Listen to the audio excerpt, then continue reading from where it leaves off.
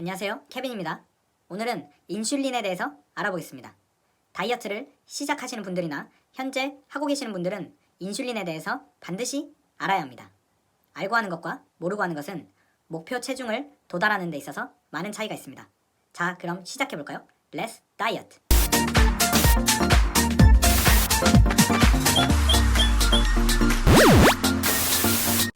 이 사진에서 역무원은 인슐린이고 지하철은 세포 또는 간 또는 근육입니다. 승객은 포도당입니다. 일단 우리 몸에 포도당이 들어오면 췌장에서 인슐린이 분비되고 이 인슐린은 포도당을 세포로 밀어 넣습니다.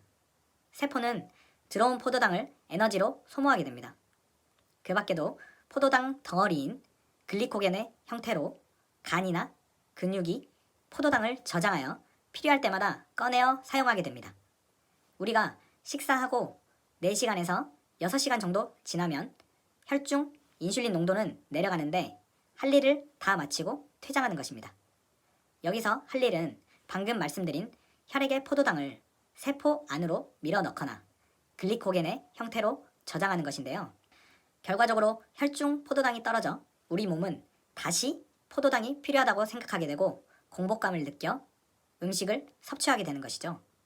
보통 4시간에서 6시간 간격으로 하루 3끼를 먹게 됩니다. 하루 3끼만 먹으면 별 문제가 없습니다. 하지만 이 3끼에 탄수화물의 비중이나 또는 탄수화물의 양이 너무 많거나 3끼에다가 간식까지 먹기 때문에 문제가 생기게 되는 것이죠.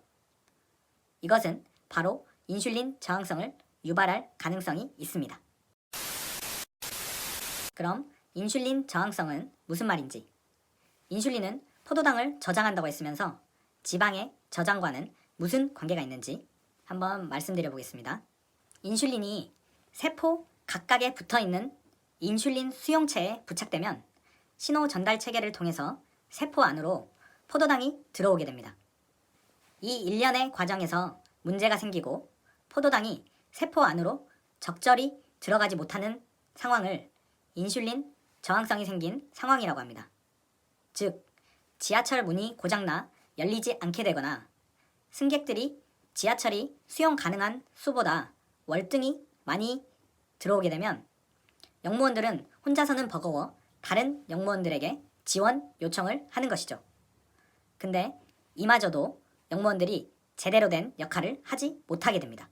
사실 인슐린은 포도당 외에도 단백질, 지방이 몸에 들어오게 되면 반드시 출동합니다. 특히 혈당이 높아지면 더 빨리, 더 많이 출동하는데요. 탄수화물, 단백질, 지방 중에서 탄수화물은 같은 양을 섭취했을 때 당을 더 즉시 많이 올리기 때문에 인슐린이 많이 분비가 되는 것입니다. 우리 몸에 포도당이 지속적으로 많이 들어오면 세포나 간, 근육에 저장을 하고도 남게 되겠죠. 이렇게 되면 중요한 에너지원인 포도당을 그냥 버리기는 아까워서 지방산과 결합시켜 중성 지방의 형태로 지방세포에 저장하게 됩니다. 인슐린은 이 과정에 중요한 역할을 하는 효소를 도와주는데요. 이러한 이유로 인슐린은 지방 저장 호르몬이라고 불리게 되는 것입니다. 우리가 체중 조절을 하기 위해서 정확히는 체지방량을 줄이기 위해서는 이 인슐린의 조절이 필수겠죠.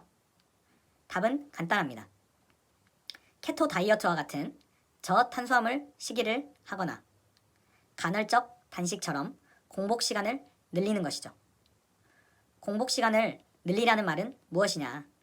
앞서 말씀드렸듯이 인슐린은 어떤 것이든 음식물이 들어오면 높아지고 일을 하려고 하기 때문에 먹는 시간을 하루 8시간이나 4시간 또는 2시간으로 정해 놓는 것이죠. 즉, 아까 역무원들이 쉴 수 있게 해주는 것입니다. 인슐린에 대해서 간단히 알아보았는데요. 어느 정도 감이 오시나요? 그럼 다음에 더 알찬 내용으로 찾아뵙겠습니다. 구독, 좋아요 꼭 부탁드립니다.